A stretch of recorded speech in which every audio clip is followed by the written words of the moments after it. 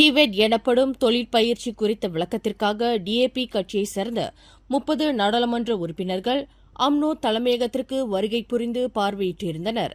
இந்த விவகாரத்தை மாசிசா துணைத் தலைவர் மா ஹங்சுன் ஆபாசமான வார்த்தைகளால் இழிவாக விமர்சித்தார். அவ்வாறான விமர்சனத்திற்கு கம்பார் நாடாளுமன்ற உறுப்பினர் சாங் ஜெமின் கடும் கண்டனம் தெரிவித்துள்ளார். இந்த பேச்சு பிரதமர் அன்வார் தலைமையிலான ஒற்றுமை அரசுக்குள் பிளவை ஏற்படுத்த முயல்வதாகவும் இது முழுக்க முழுக்க கொள்கை தொடர்பான விவாதம் என்றும் சாங் பதிலடி கொடுத்தார்.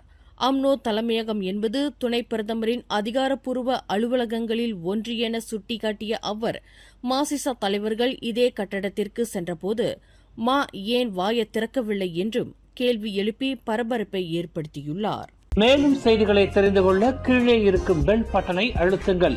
உங்கள் மகிழ்ச்சியை வெளிப்படுத்த லைக் மற்றும் ஷேர் செய்யுங்கள். தொடர்ந்து திசைகளோடு இணைந்திருக்க சப்ஸ்கிரைப் செய்யுங்கள்.